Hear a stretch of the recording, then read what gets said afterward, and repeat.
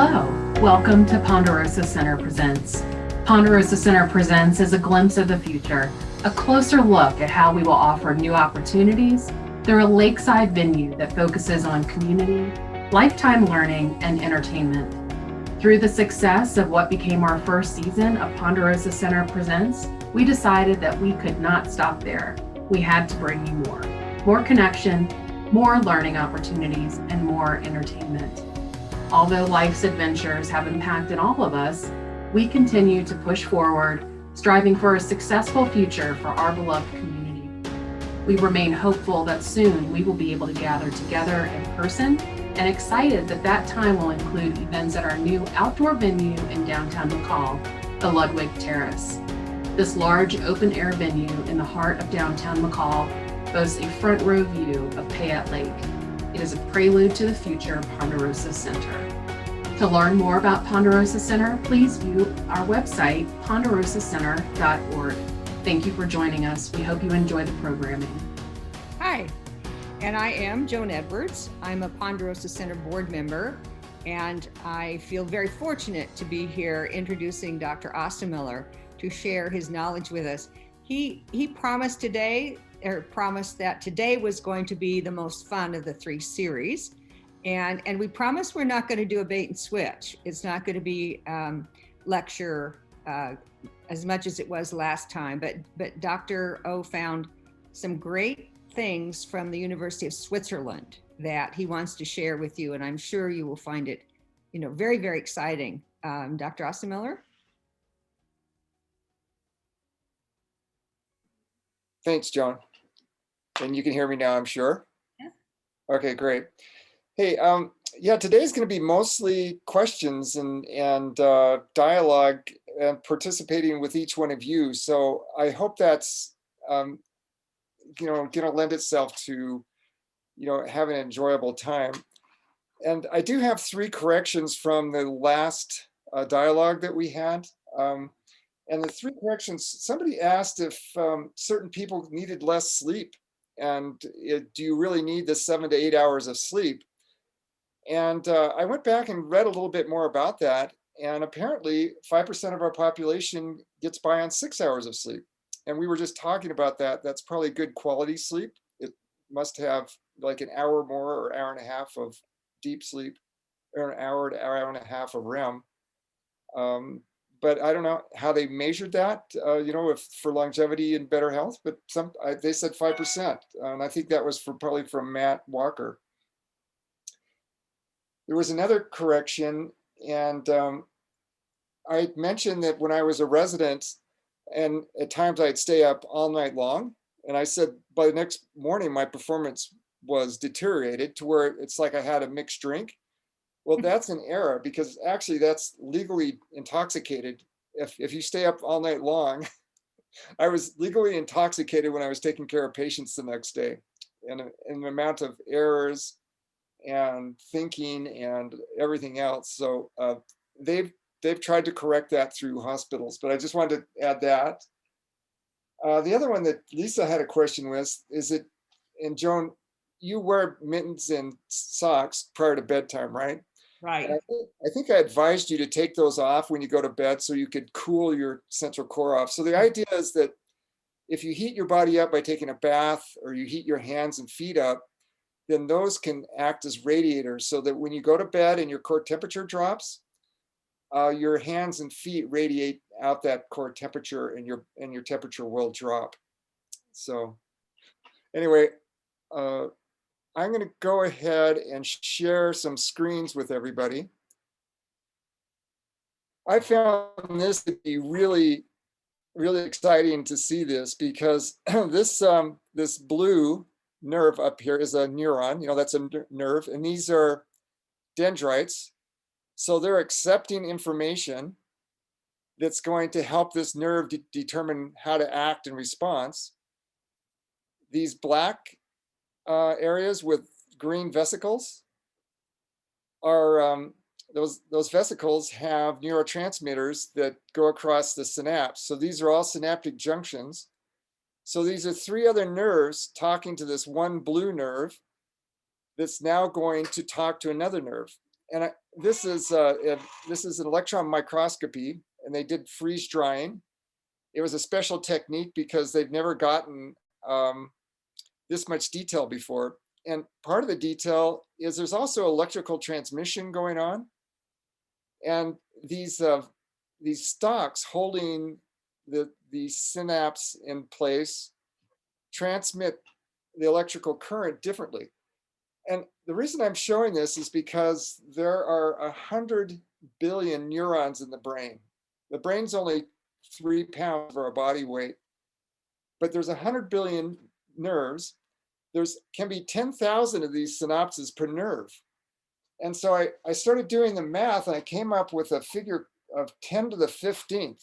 And I don't even have a name for that. I think it's quadrillion, but it's more than 100 trillion synaptic areas that I'm showing you here. And then you start thinking about how complicated the brain is, and how I think during sleep, as we process things and as we retain memory, this is really the way the brain is working, that as through different lengths of dendrites, the synaptic areas, and da da da da da. It just goes on and on. And by the way, Lisa asked me, what's this black stuff behind here? And there's 50 times the amount of neurons in glial cells, which are the glial cells that nurture the brain, give it structure. Part of the lymphatics I talked about that power wash the brain, and they actually shrink down when they power wash. So I really wanted to, this is kind of just one of those things. Supposedly there's more synapses in our brain then we look at the stars, and all the stars you can see with all the galaxies out there. So there must be more than 100 trillion stars out there that we can see with the eye. The other fascinating thing is the brain's only 3 pounds, but remember, it does consume 20% of your metabolic output. So if the brain is working all the time, it's consuming glucose. Remember that glucose can be toxic, and we want to keep our glucose load down. And I think we're going to have future talks on good nutrition and how to nurture the brain by not overloading it with too much glucose. So I'm going to go ahead and put this one away and then share another screen here that's also kind of inspiring. While you're doing that, I just have to say that looks like a graphic design, and it's fascinating to me that it is a camera. I mean, you gave the technical name for it. Is it some kind of an electronic camera that takes those pictures? Yeah, it's called electron microscopy. And so actually, when I was in medical school, I was taking pictures of the gonorrhea bacteria, but it was totally different. Anyway, electron microscopy is actually using electrons, which are very small. And so they form an image off of very small things. They've actually gotten electron microscopy looking at single molecules, if you can believe it. Wow. Okay, let me pull up my next screen here because Lisa says I got to get going. So this is another really incredible way of looking at the brain. This was a MRI, it's called a functional MRI scan. And so what that is, it's a MRI you've all heard of, but that's a magnet that is able to see soft tissue, but they've also placed a glucose molecule as a tracer. So it goes to the area that is working the most in the brain. And that's the functional part of it. And so this is a person who's gone to sleep and in an MRI scan, which is hard to do because as the magnet changes side to side, if you've had an MRI scan, it's like huge pounding from side to side. It bothers people, but they actually convinced somebody to go to sleep, either with earplugs or whatever. They put an EEG on so they could measure their brain waves. And then they watched what happened and what became active in the brains. And this is in kind of light sleep to deep sleep. And you can see as they're sleeping, certain areas of the brain become active. And this is recruiting and I think promoting memory in each of these areas. And to kind of orient you, the eyes are to the front here. You can see that. This is the nose. So that's its center that's also part of memory, and you can see the memory, and then this is the frontal part of the brain, the frontal cortex, that has a lot to do with behavior, dealing with emotions and that sort of thing, and making good judgments. Dan, where's your pointer? I can't see it now. Okay, can you see it now? No. Oh, Oh, there it is. It's out the side. Okay, you're on the second row, the first one in the second row. yeah, now down to the second row. Okay. And these are like the motor cortex, this green here. And this is visual cortex. But I just wanted to give you an idea how active the brain is when you're sleeping, how it's picked specific areas, and how memory is promoted in those areas, or how the brain kind of tunes itself up. And I'm going to leave it at that, and maybe just get off of this, stop sharing as well, unless you have more questions about it. So I think if Nicole has some questions for us, we could get started. We could get rolling on the questions. We do not have any questions in the chat right now. Oh, come on, folks. We can, if you want to raise your hand and ask a question, I'm happy to unmute you. If you don't want to use the chat function, we can go about it like that. So does anybody want to go first? While people are thinking of their questions, I know one of the things that that the doctor talks about, because he teaches cross-country skiing, there are some tricks for how you can learn better to be an athlete. Would you like to discuss that, Dan, while they're thinking up their questions? Yeah, Joan, thanks for bringing that up, because it applies to all of us, just not cross-country skiers or Nordic skiers. Right. And what Matt talked about, he was giving a sleep lecture, and a pianist walked up to him and said, "You know what? When I'm playing a new piano piece, and I get to a certain area, and I can't quite get through that area, all I have to do is go to sleep. And when I wake up the next day, I can play it perfectly." And Matt kind of listened to that and he goes, "That's very interesting." And we've all heard of muscle memory.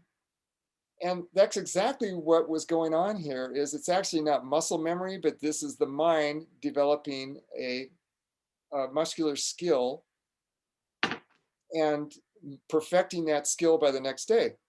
So he thought of a way to have a study to kind of take a look at this. So he took people, he had 6 keys, they had to code out something time and time again over a certain amount of time, 10 minutes or so or something.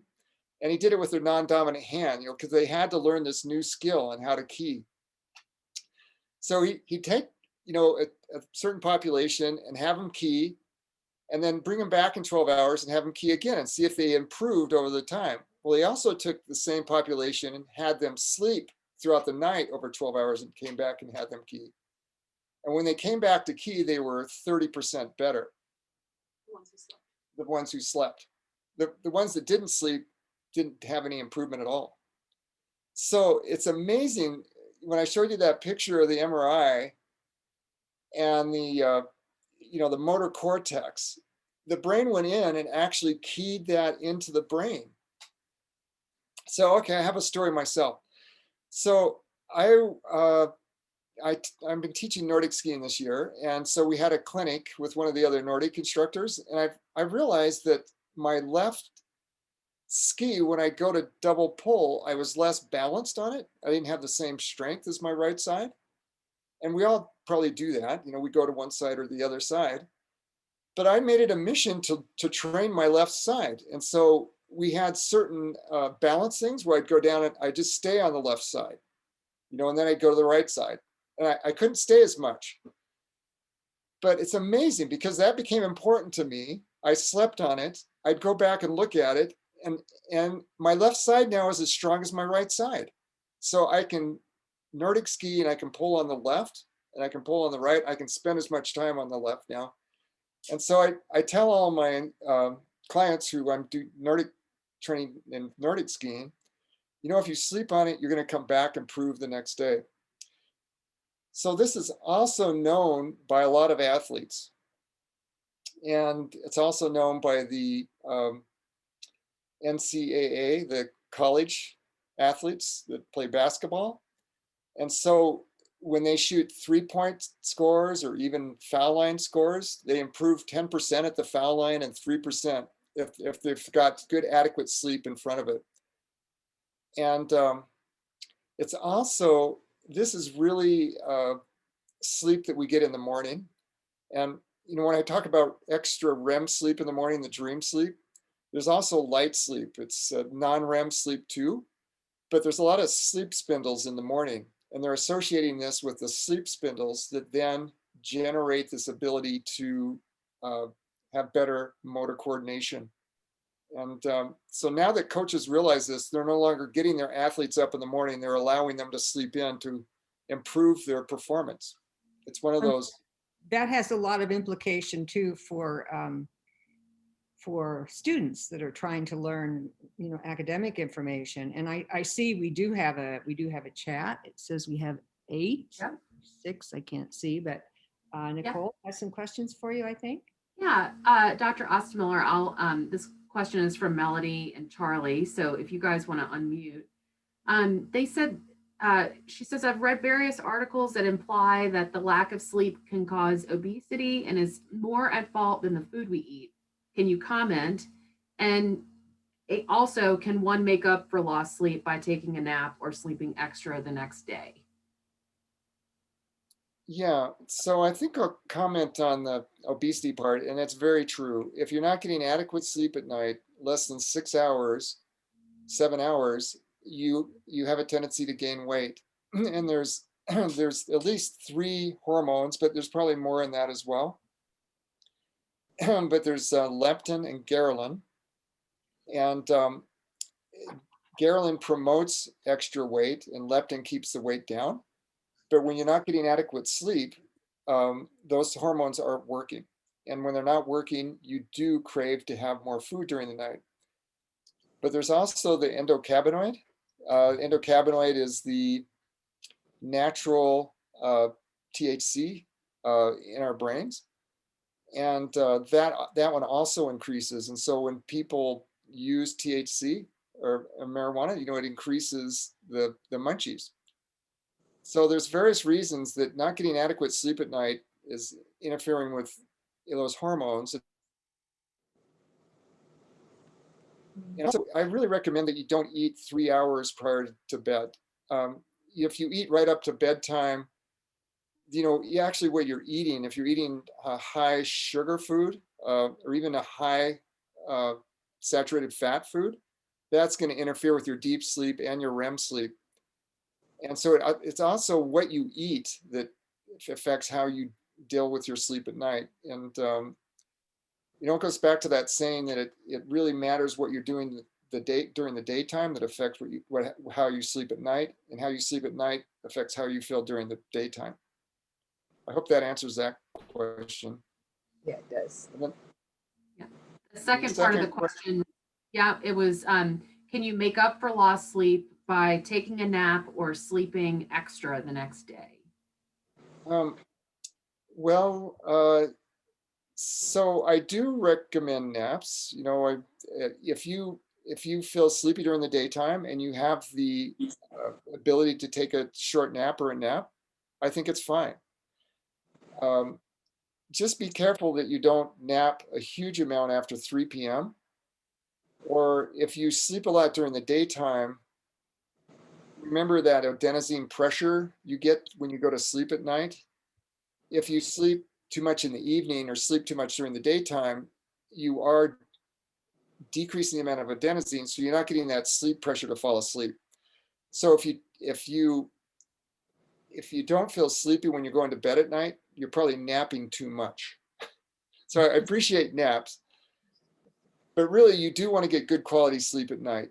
So kind of balance your naps with your sleep at night, with your priority being the sleep at night still. Thank you.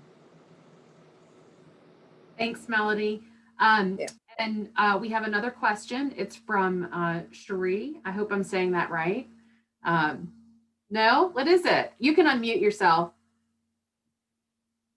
Sherry? Yeah, Sherry, thanks. No big deal.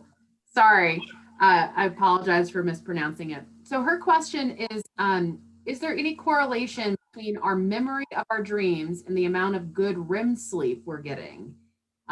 Is it an indicator of the REM sleep? And does it mean anything that we do or don't remember our dreams? Yeah. Sure. I really appreciate that question. And I'm going to refer back to Ruben Naiman, who taught us at University of Arizona with Andy Weil's Integrated Center. He said, maybe it's not so important. He really thinks it is important that you remember your dreams and try to promote remembering your dreams, but maybe not so important what the dream is about. Good. So it's really wonderful to have REM sleep in the morning. And sometimes you can't quite remember the dream, but if you have a little bit of memory about the dream, go ahead and write it down or talk to your bed partner or somebody in your family. This is what I was dreaming about, and it could be the craziest dream. I mean, Matt calls it the psychotic time of your day. You can do all sorts of weird things during dreams.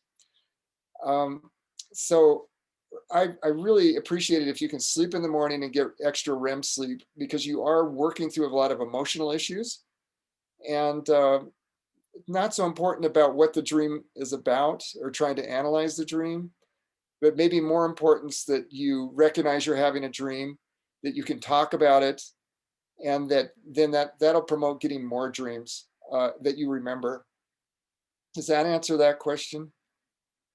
And he also told us something very interesting too. He said nighttime is really a spiritual time of day. It's a time that we connect maybe with our ancestors more. It's a time that we work through problems. And at one point in our civilization, night was thought as a fearful thing. That demons come out at night, et cetera, et cetera. And I think there's a lot of fear driven into people at nighttime. And I think if we all look at it in a different way, that it can be a real spiritual experience.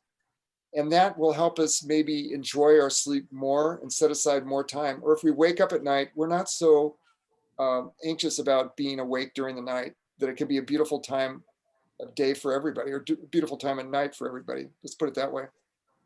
And Dan, I might contribute a little bit to that. Last time we talked about just not worrying about it if you wake up in the middle of the night and get up and read a book or do something. And this last week, I've started using meditation in the middle of the night and deciding maybe if I do try a little different tactic at staying in bed, maybe it will help me just go back to sleep. So there are some meditation apps that we have in our resource document that we'll be sending out to you that have some short or however long meditations that you can listen to that are specifically to help you go back to sleep. So that does make it a little bit more of a spiritual time of night. So thanks, Joan. Sherry, did that answer all of your question and get to what you were asking?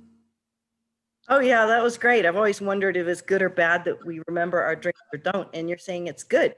Yeah, it's good. I'll try. All right. Thanks. Thank you. All right, you're welcome. So there's no more questions in the chat. Does anyone want to raise their hand and ask anything? This is your opportunity to get all the answers you ever wanted out of a sleep discussion. I'd like to, not to put Melody on the spot, but I would like to pass on a little discussion we had about what happens in terms of trimming unused parts of your brain during deep sleep and growing them during REM sleep. And the reason I bring that up in terms of Melody is that she started a Center for Learning Disabled Children. And Dan was talking a little bit about how the brain architecture is working on, trimming and growing different parts of the brain and how that might relate to autistic children. Yeah, that's right. So in uterus, the babies sleep a lot, greater than 15, 17 hours as they're developing, and they do a lot of REM sleep. And so what they're doing is they're laying down like extra connections, those synapses we saw. They're laying down synapses everywhere. And the idea is that once they get the cable all down and they start learning and figuring things out, then the brain starts cleaving off synapses it doesn't use. And that kind of happens more in deep sleep.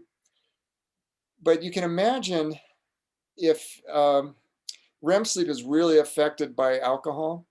So if it's in utero and the mother's drinking alcohol, how much that can affect, what happens with laying down all those synapses. And so that's one thing you worry about. And then you worry about other toxins the same way. And then even after the baby's born, if the mother's drinking alcohol, that's going to affect REM sleep because it's transmitted readily across breast milk.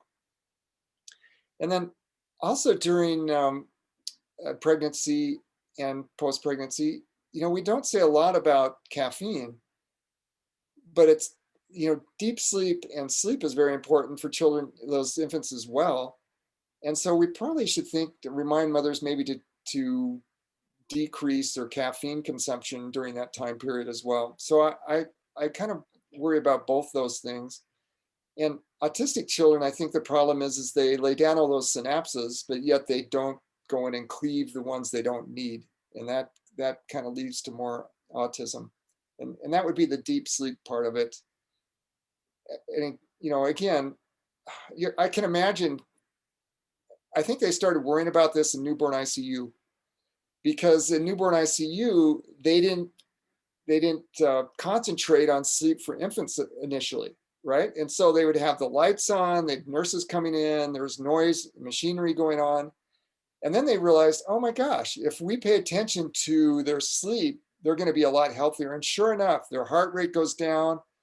It affects a lot of different things, but it helps their development too. And so that's another place that they kind of discovered that newborns it's really critical to help them with their sleep and not to ignore that. Well, Dan, you talked too about how in REM sleep, we're growing all these new connections. And I know Matthew talks about, doing different things in your brain to stimulate that growth, learn a new language, or, if you're dominant right hand, use your left hand.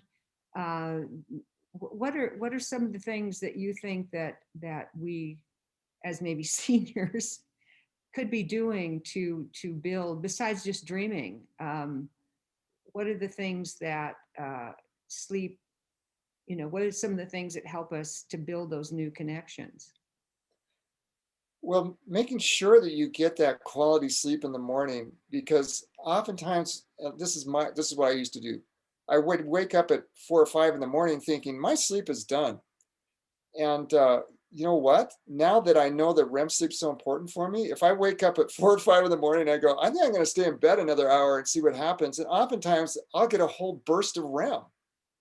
And with that burst also might be some stage 2 sleep that helps my motor coordination. So that's one of the biggest things we can do, is just making sure that we budget enough time to get good quality sleep. And it's made me realize, by getting a tracker, by using the Oura Ring, what things I can do to help my REM. A big one is alcohol.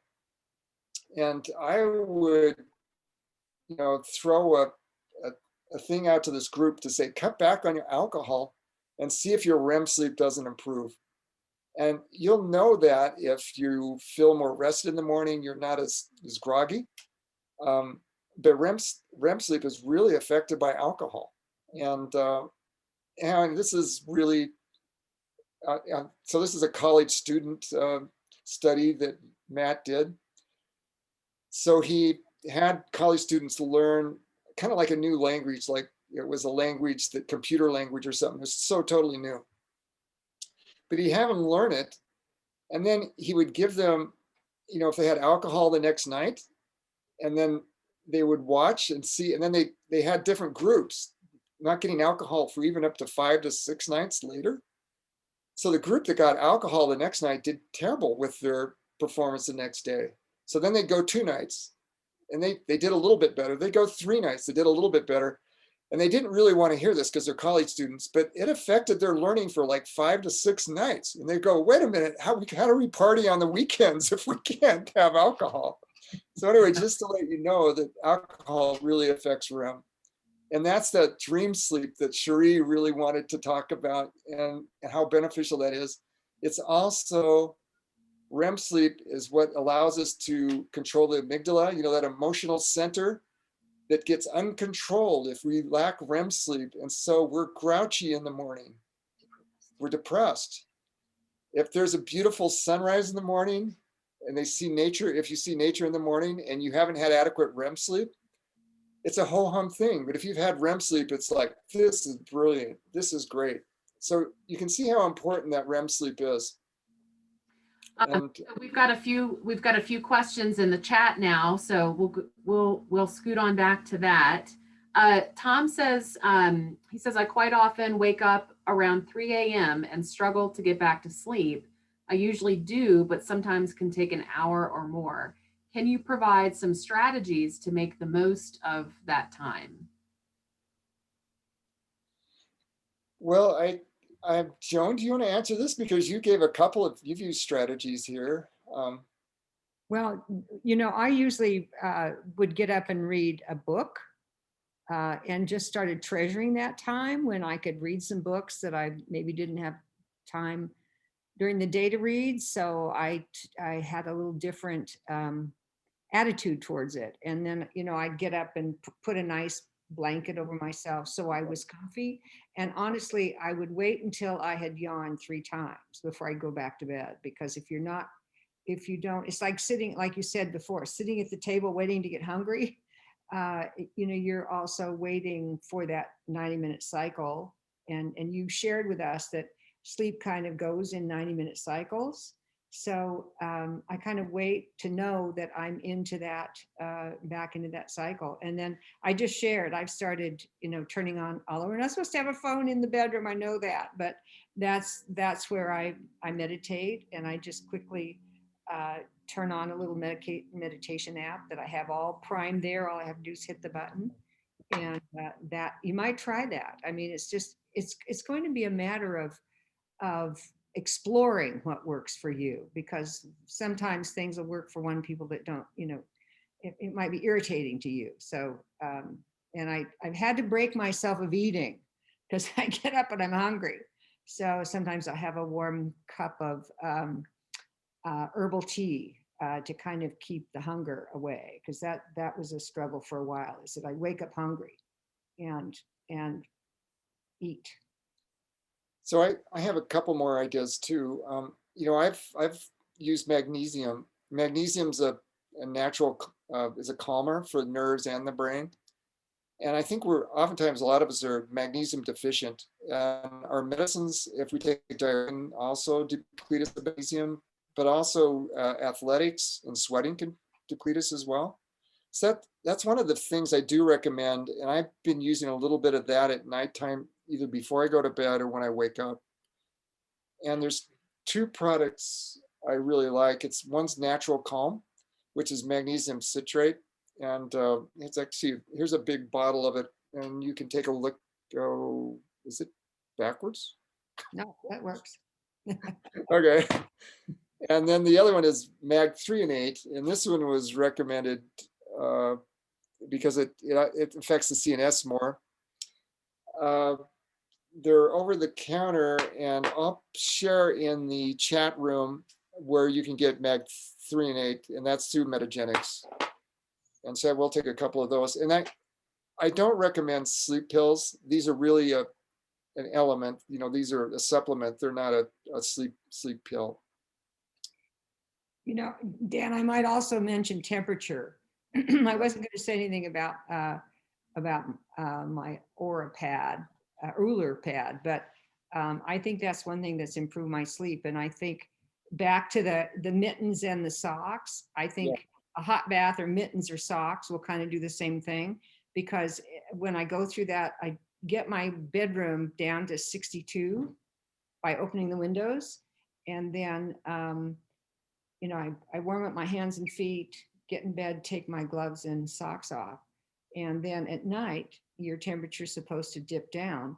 And with my Uller pad, I warm up the bed and I get in bed so I can go to sleep, and then it drops down and I don't have to, you know, mess with gloves or anything. And then towards the morning, it warms your bed back up, because that's what happens just before you wake up. A couple of hours before you wake up, your temperature starts going up. So, you know, if you're really desperate, it's a little spendy, but I found it to be a useful implement. Tom, does this give you some ideas about your waking up in the middle of the night? And then you can unmute if you want. Yeah, that's very helpful. And you and I talked a bit about these things. I think for me also, it's to not stress about it and not fight to get back to sleep, and just, I've been doing some breathing, and that seems to help. These are all But great. I'll have to say, when I do go back to sleep, I'm dreaming like crazy, Okay. and You're getting that REM sleep. Yeah. Yeah. It's worth it. Okay. Yeah, don't just wake up and say, I'm going to stay awake. That's the commitment it takes to get good sleep.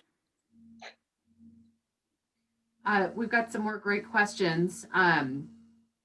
So Becky has a question. She says post-operative pain has impacted her sleep pattern over the last year, and short of taking pills to sleep, are there any other measures one can do to reduce the impact of pain on sleep?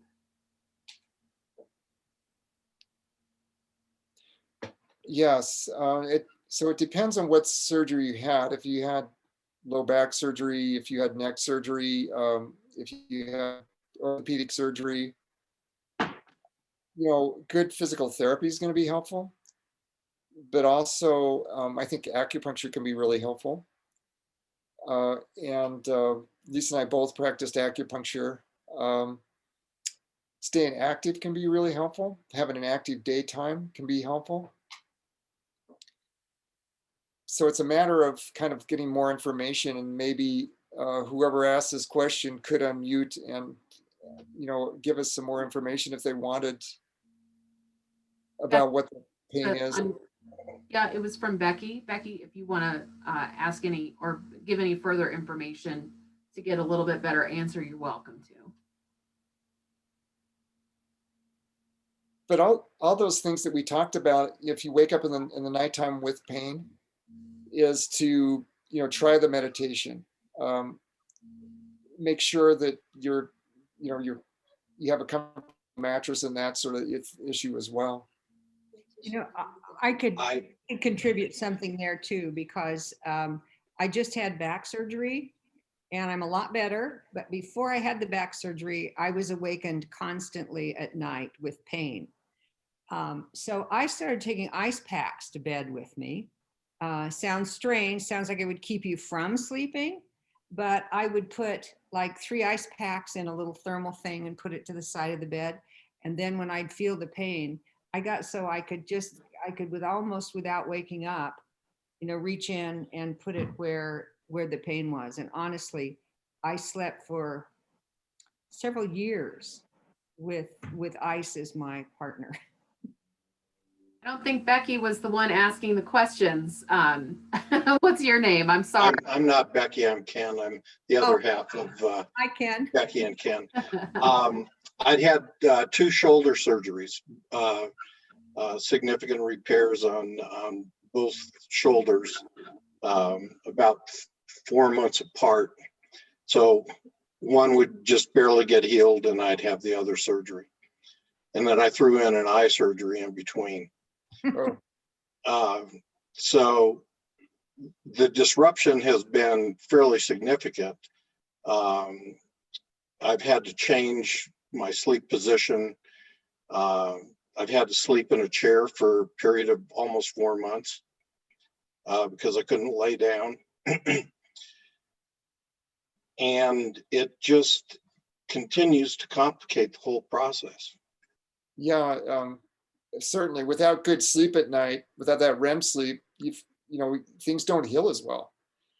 So, that's the bad cycle that you're in now. What about during the daytime? Is your pain under control during the daytime, or is it still an issue? It's less significant during the day, simply because I can be up and moving. Yes. And I don't have to stay in certain positions. Try to sleep at night. I can sleep in one or two positions and moderate the pain fairly well. But when I fall deeply asleep, I start moving around, and then I get myself into bad positions, and the pain awakens me. And you've probably been through physical therapy. Do you ever do pool therapy? Have you ever tried swimming? No. Because, that's one place I really think people can benefit is with swimming. But this is McCall, and that's a difficult thing because right now we're at COVID as well. So that's difficult. I've heard of people using bolsters to keep them in the position so they don't fall into an uncomfortable position. Do you want us to say that, So Liz? I've heard people using bolsters or props to help them stay in their comfortable position so that when they fall deeply asleep, they're not as likely to fall over into the more painful position, like a bed buddy pillow or a bolster of some kind that you can prop up against you that will keep you there. It might be something to try. Okay. Here's one other thought. I've been taught that medicines interfere with your sleep cycle. So if you can, try to taper off your medicines as much as you can. But at the same time, it's a difficult cycle that you're in right now. But doing all the healthy things during the daytime when the pain's down, whether it's exercising, getting the shoulders moving again, that's all going to be beneficial. Okay. And I honestly, I'm sorry about the acupuncture because I stopped practicing 2 years ago, and I really think that's helpful. But the problem is I don't think there's a lot of acupuncture going on in McCall right now. Yeah, there isn't. I had done acupuncture when I lived in Boise, and it was very useful, but you can't find reliable professional acupuncture in McCall right now. Sorry about that. There really were two good professional acupuncturists here. Doesn't Gail also Eberharder? Doesn't she do? She's not doing any acupuncture right now. She quit as well. Oh, did she? COVID hit, and everyone gave up on acupuncture because the acupuncturist gave up on it, kind of. Well, gave up being that in that close contact. Yeah. Well, I'm kind of surprised, Ken, that they didn't send you home with one of those pumps that has the ice pack that goes. Oh, I had those. Okay, does that help? I had that. Yeah, sleeping with it is not a great proposition. Huh. I guess I've just gotten used to it. Yeah. So I want to make sure we get to all of these questions. So I'm gonna move us along a little bit. There's some great comments in here that are not questions, but comments reinforcing some of the things we were discussing about magnesium, and some comments about essential oils and how those can be helpful as well. So I definitely recommend reading the comments here so that you are up to date on all these great suggestions from the group. But the next question is from Marilyn, and she says, I feel like I rarely dream, but probably just don't remember. How do I go about keying into my dreams that I don't remember having? And if I do remember a dream, it's usually a dream involving frustration. And Marilyn, you're welcome to unmute yourself to chat directly with Dr. Dan about that. Well, again, if you do remember your dreams, that's the most important part, but it's good to relate that dream either to a journal or to someone else with the thought that you will start remembering your dreams more and more. And your dreams are trying to work their way through all sorts of issues, emotional issues. I remember having dreams where I was making new decisions or big changes in my life. And I was always driving my Land Cruiser in areas that you should never be driving a Land Cruiser in. But I've had wonderful dreams too, wonderful dreams of flying. So the more you think about your dreams, the more you give yourself a chance to have that early morning REM sleep, then I think you will start to remember your dreams more, Marilyn. Does that answer that as much as you'd like, or? Well, I guess the issue is even the frustrating dreams I have very rare of that. But most nights I don't feel like I dream at all. Probably do, but not at all that I remember. So these trackers that that we've been talking about that do track your sleep, like the Aura Ring, it will tell me how much of my sleep is REM sleep, my dream sleep. And if you wake up in the morning and actually wake up in a good mood, or you wake up not foggy and feeling like you're in a good mood, that means you've had REM sleep. Your brain has been processing things. But you can use a tracker and actually see how much REM sleep you've had. And if you're getting 20% of your sleep is REM sleep, that's excellent. And that's beneficial. So if you're real worried about it, get a tracker and see if you are having dream sleep. But I think you are. Don't forget the Fitbit. It's a little cheaper than the Aura Ring. Well, I actually do have a tracker, and it appears to me it is showing that I have more of my non-REM sleep in the later hours rather than the REM sleep. Although I'm not real certain that it's that accurate. Well, you go through light sleep, deep sleep, and then oftentimes we'll have REM. Usually it goes in that order. But oftentimes the amount of deep sleep is what the body craves, and the body craves the REM sleep in the morning. So it would be interesting to see the report from your tracker or try a new one maybe and see if they agree. Okay, thank you. But remember, alcohol really affects REM.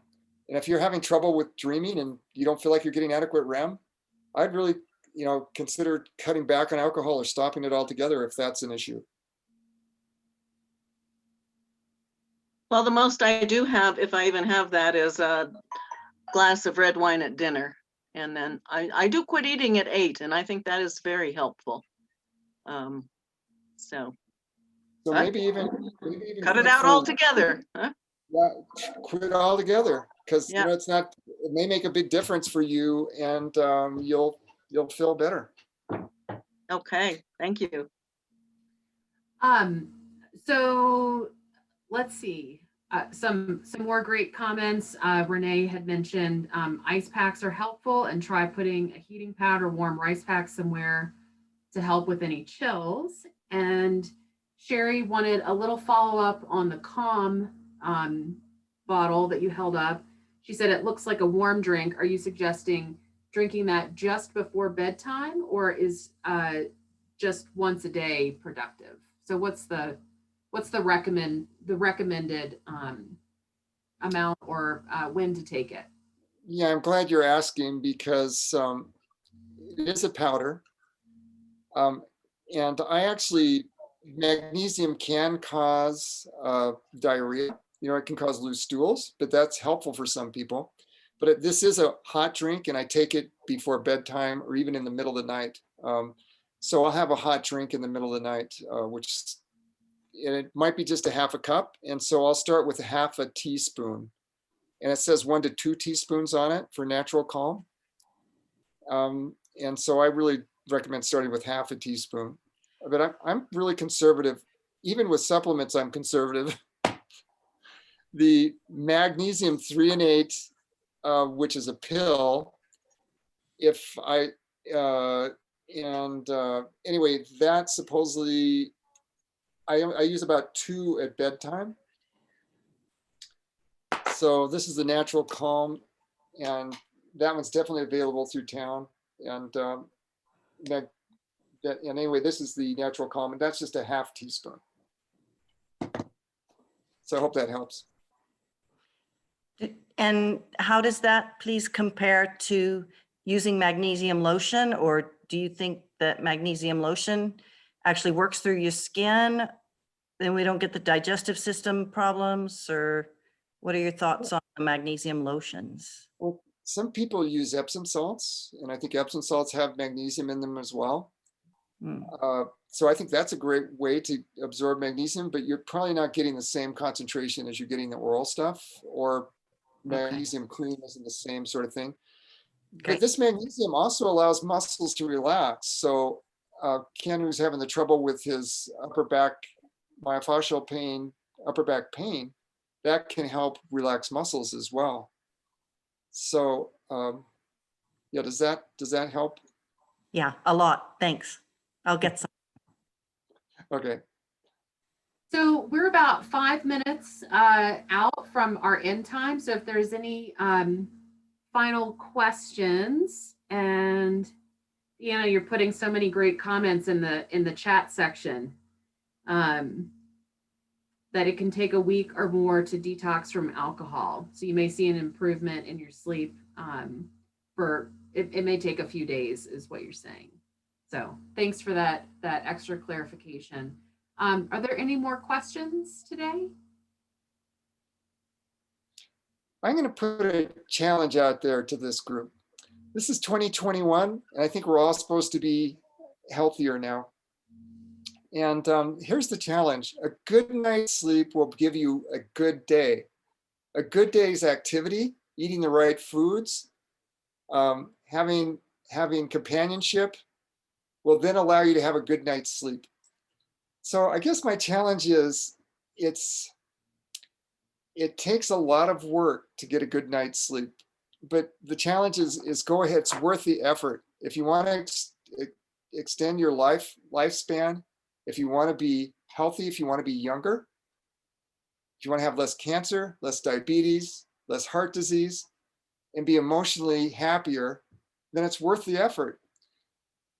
Now, we only have so much willpower. And so if you choose like 3 things, don't use all your willpower. Choose just some minor things that you can do to change your habits. So the big one was making sure that you have a regular sleep cycle. Try to go to bed at the same time every night, but then make sure that you have enough time during the night to try to get that 8 to 9 hours of sleep. And if you wake up at night, you're going to need a little bit more time. So a regular wake up time. And then the wake up time, if you can do it without an alarm, is much healthier. When you get an alarm in the morning, you get all this adrenaline going. And so see if that can't become part of your life. And I guess my other thought is either get a tracker or keep a journal, because how are you going to know if you're getting better? How are you going to know if you make some of these changes, like quitting alcohol, and you start dreaming and you go, oh, it was the alcohol. And I actually did quit that, or I cut back on my caffeine, and now my sleep quality is improved. You're figuring things out. The last thing is exercise. Even if you just start for 5 or 10 minutes, that's going to be fantastic. So all those things are going to help. And I'm going to let you pick and choose. Think about your willpower and say, okay, here's one I can do. And this is the way I'm going to do it. Just start out with small chunks. Does that help? Yes. Thank you, Dr. Ostermiller. We have come to just about our hour, and this is the end of our 3-part series.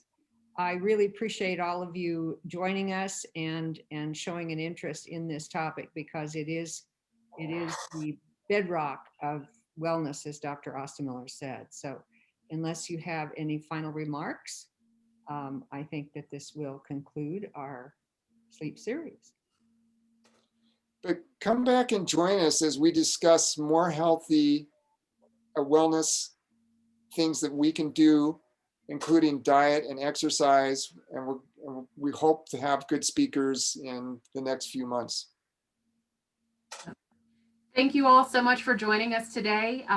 Visit us at our ponderosacenter.org website. You can also find us on YouTube. The first 2 episodes of this series are already posted now. And within the week, we will have this third one posted. We'll also be sending you a survey to let us know how we're doing and to hear about any other topics that you're interested in hearing about. So thank you again for joining us. We appreciate you supporting the Ponderosa Center and look forward to seeing you all again. Goodbye, everybody.